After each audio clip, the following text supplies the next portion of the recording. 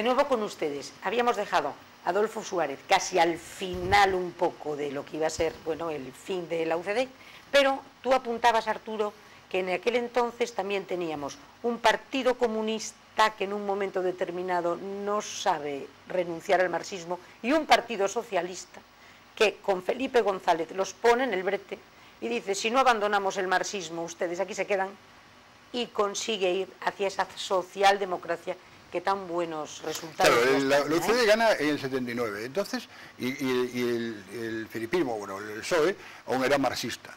Y entonces, la propaganda de la UCD era que el otro era marxista y que nos iba a robar la cartera.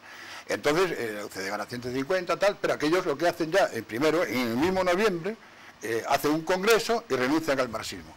Y traen al sueco, ¿cómo le llaman? Olof Palme. Sí. Los traen aquí, que era el socialdemócrata. Y Willy Brandt. Entonces, a partir de ahí, ellos lavan la imagen, y a partir de ahí, los españoles creen ya, dice, bueno, estos ya no son... Es una socialdemocracia. Ya no nos vienen a por las casas o por las fincas. Y el Partido Comunista, que fue el gran problema que tuvieron, es que no supieron ver esa jugada. ¿Cómo lo vieron los italianos? Con los italianos. Claro, es decir, ellos sí, porque aquí había una propaganda de 40 años contra el marxismo. O sea, el marxismo era el que nos iba a quitarnos todo y el comunismo ya no digamos. Entonces, tú, si quieres tener opciones de poder llegar a una mayoría, te tienes que, claro, renunciar. Es lo que está haciendo el Pablo Iglesias. Ahora, Pablo Iglesias es más comunista que todos ellos, que todos aquellos juntos, porque además es de escuela. Pero tú oyes hablar y piensas de que, bueno, él, de todas formas, si él gobernara, él no podía hacer planteamientos comunistas, porque estamos en Europa y los poderes prácticamente los tiene Europa, y sería imposible desarrollar una política comunista. Pero bueno, él en el fondo pues son gente que, bueno, que fueron educados así y tienen eso, que tampoco no es malo. Es decir, es una ideología, es una manera de entender la vida. Claro, o sea, yo creo que el problema del Partido Comunista, pienso yo, date cuenta que en el año 77, yo personalmente, yo creí que el Partido Comunista en la provincia de La Coruña, que era lo que yo más o menos podía ver, iba a arrasar. Iba a arrasar. Yo creí que iba a arrasar, yo creí que iba a quitar 5 o 6 diputados por la provincia. En el mitin de campaña, que viniera Carrillo, viniera Santiago Álvarez, y que el candidato número 1 de la provincia de La Coruña era Rafael Pillado, hicieron el mitin, o sea, la gente, usted hacía los mítines en el Jofre, alguien los hacía en el Parque Municipal, los hicieron en el Estadio Municipal Manuel Rivera, y había más de 12.000 personas. Recuerdo la frase... Fue una novedad, yo también, fue una novedad de cara a que era el mito un poco de lo que vamos a ver, en un mitin que nosotros metíamos 400 personas en el Jofre, claro, tú vas a Manuel Rivera, había más gente que en el Racing, que de aquella se llenaba el campo. Había 12.000 personas perfectamente organizados. Entonces, yo recuerdo las palabras de Santiago Carrillo saludando al ya diputado Rafael Pillado. Que nunca lo fue. Que luego no salió. Que luego no. Y fue una sorpresa para todo el mundo, porque todo el mundo dábamos por hecho.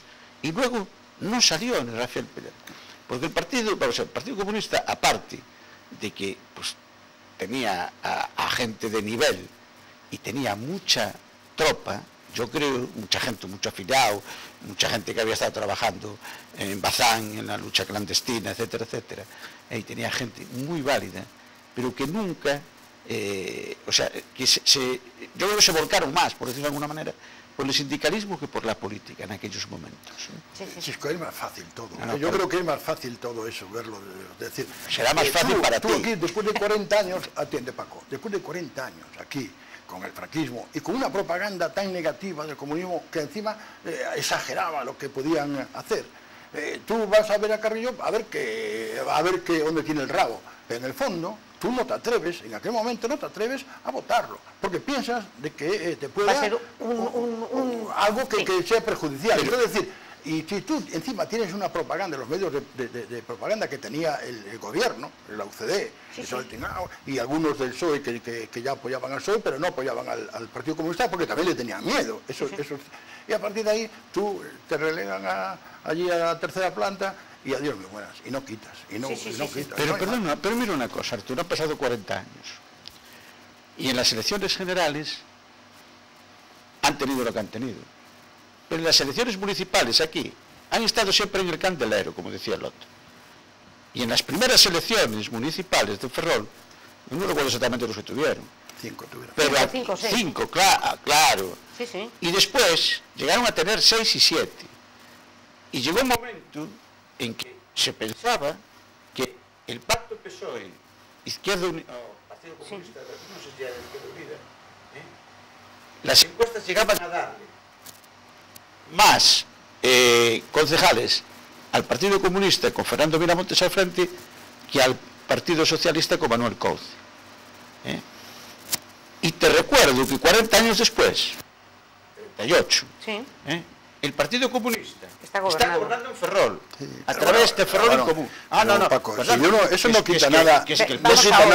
El peso en Ferrol del Partido Comunista es el que es. Pero yo te voy a decir una cosa, yo no os quito nada del tema. Es decir, de el lo que Partido dices, Comunista en Ferrol ha gobernado más años y debía, tantos, te voy a decir una cosa, junto con el PSOE. hoy, Claro. el Partido Comunista, por la gente que tenía, merecía algún día haber sido alcalde. En aquella época haber sido Ya alcalde. lo es ahora. Lo merecía, con Miramontes. Fernando Miramontes. Merecía haber sido alcalde. Pero lo que pasa es que a Fernando Miramontes no lo ibas a votar para presidente del gobierno, aunque fuera a una categoría superior. Lo votas para alcalde o lo votas para concejal, que ni para alcalde se atrevían en Ferrol no se atrevieron a votar a Fernando Miramontes, que es una persona valiosa, y lo del comunismo o del tema, eso estaba aparcado. O sea, es decir, una persona que era un buen gestor, con una visión buena. En Galicia había 18 concejales del Partido Comunista. Había 28. Y 18 estaban en Ferrol y Comarca. Sí. Creo que eso es un dato exacto y concreto de lo que fue el Partido Comunista en Ferrol. Y sigue siendo. Y en Mugardos. En Mugardos fue el único ayuntamiento gallego que sacaron mayoría. Porque Mugardos, las primeras elecciones que hay, el alcalde de Mugardos es Cortizas, que era Partido Comunista. Y con mayoría absoluta. Fue el único de gallego. Quiero decirte, esos son anécdotas, porque en conjunto se le tenía miedo. Porque habían creado un miedo hacia el Partido Comunista. Sí. Entonces, quieras o no quieras, esa fue la historia, no hay... Adolfo Suárez llega, renuncia, y su gobierno termina con un golpe de Estado, 23F. Y ahí forma un nuevo partido que se llama el CDS.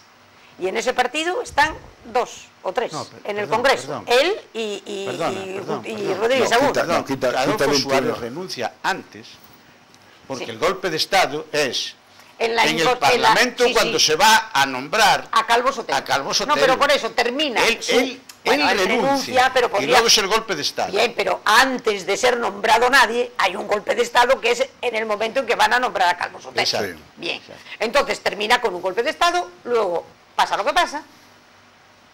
¿Cómo se asimila el golpe de Estado en la UCD? Pues te cuento... ¿Está relacionado con la renuncia de Suárez, esa especie de larvado, ese movimiento larvado? ¿Él renuncia porque se imagina que va a haber un golpe? ¿Él lo sabe? Eso se da la tumba con él. Yo la información que tengo es de que él en un momento determinado sabe que los militares están muy descontentos y que hay gente, aunque ellos pensaban de que eran unos locos, de que estaban organizando cosas pequeñas, pero que los altos, los directores, los almirantes y todos los jefes militares que no iban a entrar. De todas formas, tú dices, la UCD como partido, ¿cómo tomamos nosotros o cómo tomó el tema? Pues mira, yo si te cuento la historia nuestra en Ferrol del golpe de Estado, en Ferrol, mira, teníamos la oficina frente a Capitanía, de ahí. Y entonces era a las 7 de la tarde, yo bajé de casa y teníamos una reunión del comité, y veo la televisión, tomé un café y veo la televisión, lo de Tejero, allí en el Congreso, y voy para el partido, y estaban allí, hasta esto, y los militares, todo pasaba, no sé qué tal, y nosotros en UCD, pues claro, había gente muy desconcertada, porque hay algunos decían, esto se veía venir, porque como quien que no sabe, que la UCD arriba no se había comportado... lo que siempre, había unos más tal y otros más. Y nosotros lo que hicimos fue, primero, quedaron en el partido porque había gente que podía llamar afiliados para decirnos que si teníamos alguna noticia. Y los 2 concejales que estábamos allí, que era Antonio Romero y Pico, yo, nos cogimos y nosotros tenemos que ir para el ayuntamiento. O sea, es decir, ahí, porque ya el golpe de Estado, ya cuando vino la televisión y la tal, y nos fuimos los dos para el ayuntamiento. Bajamos desde Capitanía al ayuntamiento, la calle Real, y no había nadie.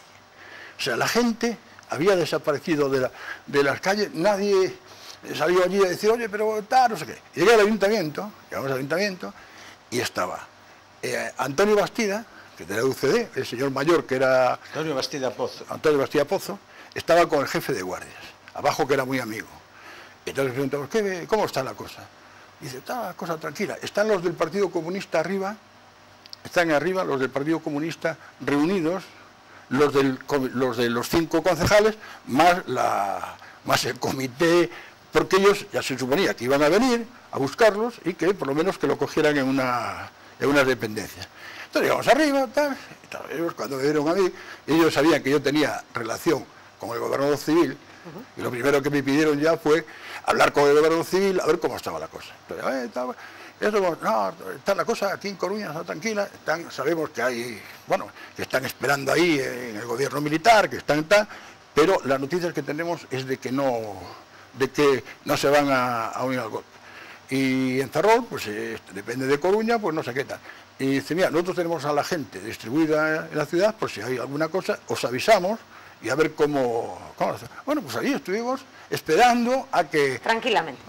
¿Estabas muy nervioso? Sí, nerviosísimo. ¿Sí? Porque además yo tenía 3 hijos, la mujer en casa, aquello pues sabías que iban a venir, pero hay una cosa, hay una cosa que si tú, lo que estoy contando es decir, estábamos 3 de la UCD, 5 del comunista son 8, pero éramos 25 en la corporación. ¿Y el resto dónde estaba? Y el resto había desaparecido. O sea, éramos 5 del comunista y 3 nosotros. Y estuvimos allí hasta que... Porque yo consideraba que era mi obligación, aunque tenía miedo, era mi obligación estar allí. Porque claro, el miedo no era solo militar, el miedo era de que, bueno, de que alguien viniera por allí como eso y... Sí, algún loco. Un loco y que aquello, pues... tal, porque además a la UCD pues, nos consideraban traidores, porque a Suárez lo consideraban traidor del tema, bueno, y a nosotros pues nos involucraban en esa... Había sido traidor por legalizar el Partido Por la legalización del Partido Comunista. Claro. Pues yo, ¿cómo lo viví? Pues mira, yo estaba en mi despacho y tenía una cita en la notaría en Mugardos. Y poco antes de salir, vino un cliente y me dijo, oye, ¿sabes qué pasa? Que parece ser que hubo tiros en las Cortes. Y yo dije, bueno, a tiros andan todos los días, en todos los plenos, ¿verdad? Que no... Porque yo, yo salía para Mugardos. Cogí mi coche, me fui a Mugardos y ya me sorprendió por las vías, por... Nadie. Prácticamente no había coches, parados. Llegué a la notaría de Mugardos y el oficial de notaría, que aún sigue en activo, por cierto, y buen amigo mío, me dice, oye, ¿qué pasó y tal? No sé, me ha dicho en la oficina que, oye, parece ser, no sé, ¿qué dice? Que es un golpe de Estado, que Madrid está... Bueno, oye, vamos a llamar por teléfono. Yo tenía algunos amigos en Madrid y tal. Intentamos llamar y los teléfonos estaban cortados. El teléfono de la notaría estaba cortado. Fíjate. Aquí ya no había teléfonos móviles, yo al menos no lo tenía, no lo sabía. Y bueno, pues hice la gestión que tenía que hacer y tal, y me volví. Si al ir para allá, me crucé de aquí a Mugardos con 4 coches, al volver para aquí ninguno. O sea, estaba... La ciudad estaba paralizada. Sí, estaba paralizado. Y yo la verdad que eso nunca tampoco lo comprendí, porque pues había que echar en un momento determinado, pues aquí hay 200 asociaciones de todas las cosas, es decir, alguna cosa de conectar con el ayuntamiento, algo que se pudiera, pues no sé, pero la verdad que quedamos ahí, además yo siempre tuve la sensación de quedar desamparado, de que no sabías que tú estabas cumpliendo con tu deber, pero sí, que nadie te acompañaba en el tema. ¿Estaba el alcalde? Y al otro día, no, estábamos 5. Estabas 5 y vosotros 3.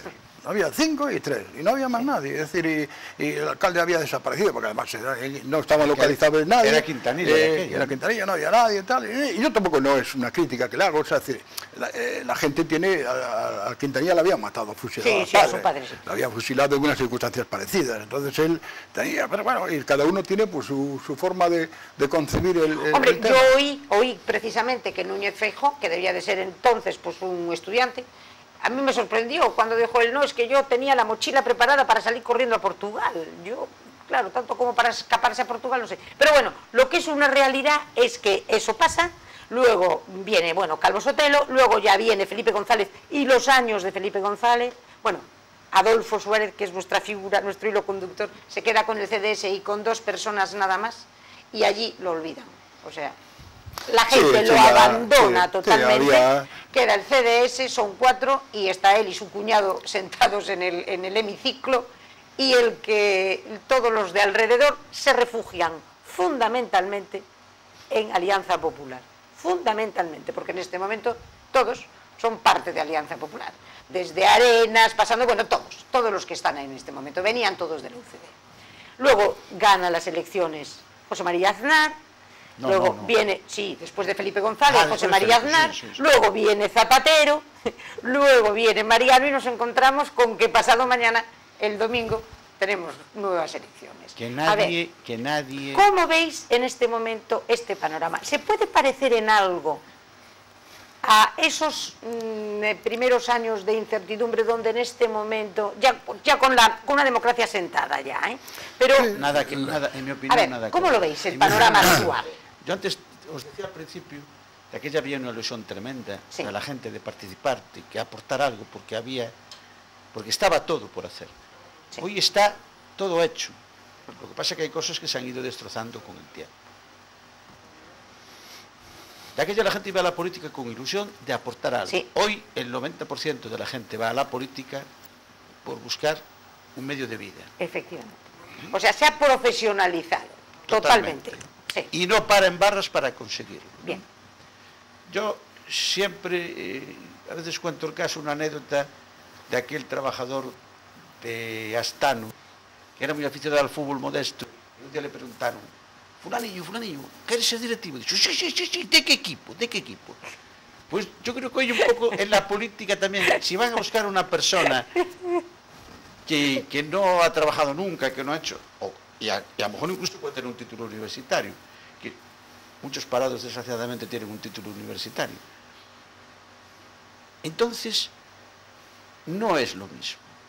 Y los partidos no se pueden comparar con aquella situación. Hoy la gente va a la política para buscarse un futuro, para buscarse un porvenir, para buscarse un medio de vida. ¿Me perdonas un segundo? Mira, os voy a preguntar a los dos.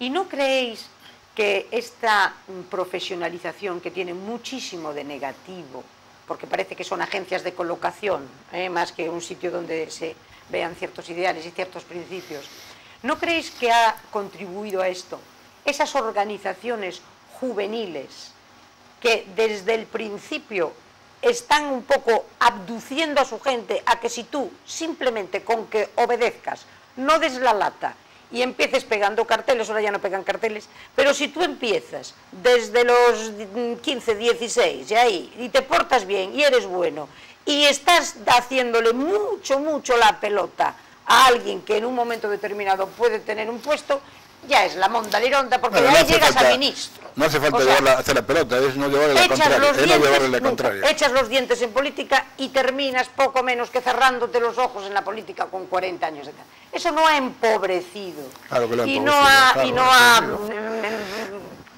prostituido lo que es un poco la esencia de la política. Sí, ¿sabes qué pasa? Que las juventudes hitlerianas, que le digo yo, porque fíjate tú, cuando dicen renovar, vamos a renovar, y la renovación es que te ponen a una persona de 30, no, y el de 30 resulta que está a los pisos del partido desde que tiene 12.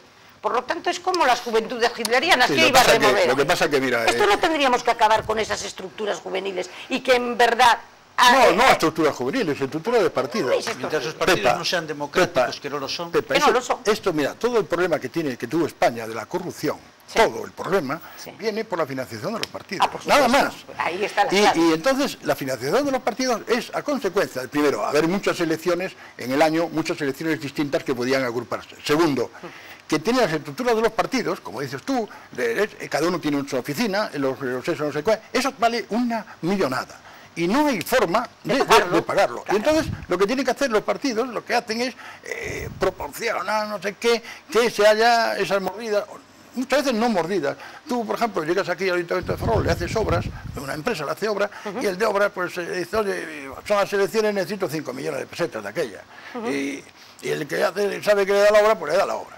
Lo que pasa es que le dice, mira, te doy las 5 millones, pero no se lo digas a nadie, porque si se lo dice a nadie, viene el del PP y me las pide, me pide otras. Y entonces no diga nada. Entonces lo dice, joder, no le dice a nadie, mira, 2,5 para mí, y 2,5 para el partido. Mira, un amigo, y eso fue lo que propuso. Me perdonas un segundo, un amigo mío, hace 20 años, 25, cuando estaba todo esto, me decía, era un empresario muy importante, muy importante. Y él decía, hablando de Galicia, y él decía, pero Pepa, es que me arruinan, porque ahora que ya he hecho ricos a unos, me ganan los otros, y ahora tengo que hacer ricos a los otros. Bueno, y él también se hacía rico, haciendo obras, sí, claro. Pero por eso te lo digo, que esto es, pero vamos, esto es lo que ha sido, desgraciadamente. Pero eso fue porque todo el cáncer viene por la financiación de los partidos, todo viene por ahí. Sí. Bueno, y después, ¿sabes qué pasa? En el principio, mira, yo te hablo cuando fui concejal, y yo cuando llegamos ahí y tuvimos algunos casos, o sea, tuvimos algunos casos. Y cuento uno, un poco anecdótico, no voy a decir las personas, pero te voy a decir lo que pasó.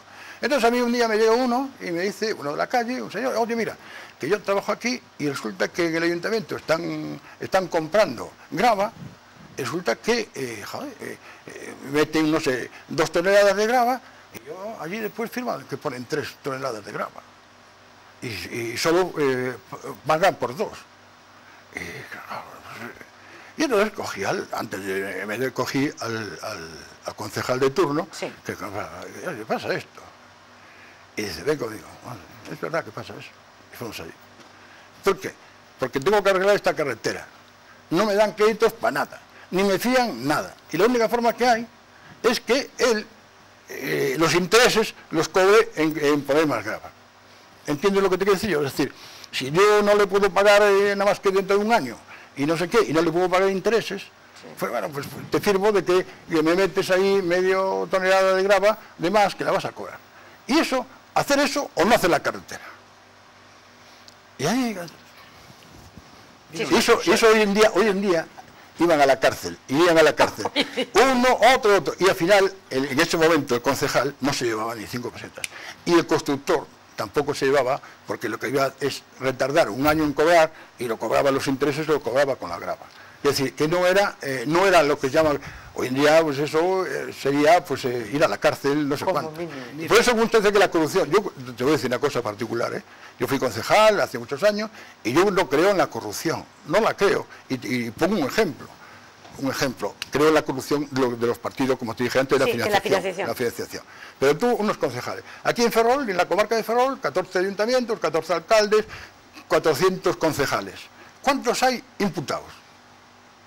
Ninguno. Intentaron tener 2 imputados, o 3, como fue José Manuel de Mugarnos, al final quedaron concejales, ninguno. Es decir, si tú en unos concejales hay 400 y no hay ningún imputado, tú no puedes decir que esto es una corrupción. Claro. Eso no puedes decirlo. Es decir, ahora, que tú algún día, bueno, pues tú lo que dices antes de los partidos, pues sí que es verdad que alguno se aprovechó el partido y esa persona se aprovechó, que en el partido también lo saben. Sí, sí. Lo que pasa es que el partido, si tú llegas ahí con 2,5 millones de pesetas para unas municipales, te salva la vida y ya no le preguntas ni cuándo te dieron. Sí, pero lo que pasa es que a lo mejor la corrupción está no tanto a nivel concejal, sino más arriba. Dime. Sí. Aquí hay que hacer como el Parlamento, pedir la voz porque si no hablamos solo. Y si es importante yo no tengo ningún inconveniente. Mira una cosa, la corrupción, parece que la corrupción solo existe en la política y eso es mentira. La corrupción existe, ha existido y existirá. Mira, hay una anécdota muy buena de cómo explicaba una persona que se quejaba porque llevaba 50 años vendiendo a una empresa ferroviaria las traviesas de las vías. Y después de 50 años, ¿sí?, comprando al jefe de compras, Este se había jubilado y venía un jefe de compras nuevo. Y se lloraba ante un amigo, y el amigo le dijo, ahora me voy a arruinar el negocio. Y el amigo le dijo, mira, tú tranquilo, tú vete a visitar al nuevo jefe de compras y tú mírale fijamente a la cara. Si tiene la boca en esta dirección, traga. Mira, la corrupción que hoy hay en los partidos la ha habido en la vida privada, en los negocios, en todas las actividades, a porrillo. Mira, el que sale deshonesto, sea fraile, sea empresario, sea comerciante, sea cabo de la marina, o sea político. El que sale corrupto, sale corrupto. Arturo, Quizo, por favor, yo te he dejado hablar. No, pero perdón, solo un inciso, que yo te doy la razón esa.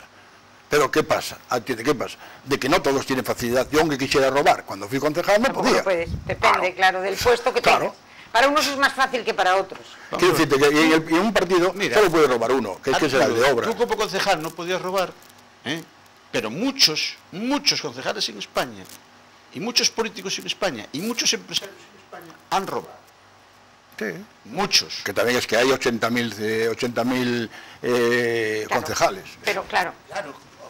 Es que hay un porcentaje de gente corrupta por naturaleza. Claro, sí. Hay un porcentaje de gente ladrona por naturaleza. Sí, ahí estamos de acuerdo. Bueno, pero aquí lo que hubo un momento, Chisco, es que no funcionaron los mecanismos de control. Perdón, si me dejáis continuar, sigue. Si me dejáis continuar, yo digo, ¿cuándo empieza? Porque yo te voy a hacer una pregunta. Hace 40 años pedíamos mucho a la gente. Pedíamos. Sí, en los partidos para financiarnos. Tú le has ido a pedir dinero a empresarios o a gente. Tú has ido a muchos. Vamos a ver. El partido ha ido a muchos. No, contéstame con un sí o con un no. Yo atiendo, no. Vamos a decir, si fui a muchos, no. De aquella, primero, estábamos empezando. No necesitábamos mucho dinero porque alguien lo ponía al principio. Pero hubo que pedir ayudas a gente que tenía. Es decir, ¿y esa gente cómo lo iba a cobrar? Pues igual lo iba a cobrar que contáramos con él para un cargo de no sé qué, para un cargo de no sé cuánto. Claro. Y eso, ¿qué decirte? Porque eso había que financiar y no había dinero. No había dinero, porque mira, había que pagar la oficina, me había que pagar a mí, había que pagar a la secretaria, había que pagar no sé cuánto. Y eso no había, y los socios y los afiliados éramos 4. O sea, 4, échale 40, sí. Pero que 40 que pagaban nada. Entonces, ¿qué decirte? No había forma. Entonces, tú tienes que llegar a alguien que, ¿sabes? No sé qué, oye, necesitamos que eches una mano, mira otro. Y lo primero que te decía era, no digas nada. No digas nada porque si no me ven los demás a pedir. Entonces, ahora tú llegas allí al partido, llegas allí con medio millón de pesos. Yo he tenido... Señores, nos quedan 2 minutos. Cientos de ya hemos llegado al final. Empresarios.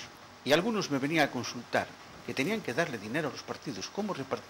Y él tenía una cantidad. Y yo a todos se me preguntaban eso.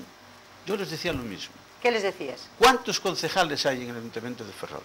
Reparte proporcionalmente al número de concejales. Pero a ti te lo preguntaban, ¿cuánto les tengo que dar? No, me decía, oye, ¿qué hago? Tengo medio millón de pesetas para darle a los partidos, porque, oye, hay que darlos, hay que apoyarlos. Pero no se lo pedían, no se lo pedían. No se lo pedían. Sí, mucho sin pedirle. Sí. Pero el que da es que espera un favor, a mí hay gente que me ha venido a ofrecer dinero para un partido político en un momento determinado, incluso en el que yo no estaba en las listas, para Independientes por Ferrol, para ser claro. En un momento determinado, a mí ha habido gente que me vino a ofrecer dinero. Y además yo tenía 2 soluciones. Y después hay otra solución, cuando te ofrecen dinero así, no le vas a ir a preguntar, porque si yo llego ahora a cualquier partido con 1 millón de pesetas, o sea, con 6.000 euros, no me dicen de quién es ni de nada, los cogen y punto. ¿Lo siguen cogiendo? Sí. Hoy lo siguen cogiendo. Si llegas con 1 millón de pesetas o con 100 millones, sí se cogen. Igual, te voy a decir una cosa, pero eso tampoco no es... Aunque luego no llegue al partido. Aunque se quede en tu bolsillo. Igual se queda por el camino. No son tanto ahora, la gente no es tan tonta que sea capaz de hacer eso. Bueno, señores, yo lo siento muchísimo, estaría, pero vamos, 1 hora y media con vosotros. Como dice la canción, toda una vida. Toda una vida con vosotros, pero no puede ser. De todas formas, ay Dios mío. Ahora estaba yo pensando, bueno, muchas gracias, muchísimas gracias por estar aquí. Que nadie intente, en lo que queda de campaña, utilizar en falso el nombre de Adolfo Suárez, mejor político que ha tenido España en los últimos 150 años. Que nadie lo intente utilizar, porque lo están intentando utilizar. Que lo respeten. ¿verdad? que lo respeten, que lo veneren, y que nadie intente, porque otro como él no lo va a ver. Lo habrá mejor, o lo habrá, pero como él no va a haber ninguno. Arturo. Que yo también soy de opinión. Lo que pasa es que yo sé que Adolfo Suárez fue la persona idónea para el momento en que estuvo. Era la persona escogida, el rey tuvo mucha visión, y fue la persona escogida, porque era un segundo, dentro del régimen era un segundo, y fue escogido para sacar, porque tenía las cualidades que se necesitaban en aquel momento. Igual no las tiene para ser ahora, para otra cosa, o en este momento, pero en aquel momento era la persona idónea. Y eso pues, es un mérito que le pasa a la historia. El rey aceptó ahí el euromillón. ¿Él? El rey con Suárez acertó el euromillón. Señores, muchísimas gracias. Hemos llegado ya al final. El domingo, bueno, pues los que quieran vayan a votar, pero sobre todo hagan una cosa, vayan a votar en libertad, sin miedo, porque en España, gracias a Dios y gracias a Adolfo Suárez y al pueblo español, a este maravilloso pueblo español, vivimos pues desde hace 38 años en democracia, más o menos perfecta, pero en democracia. Muchísimas gracias y hasta el próximo miércoles.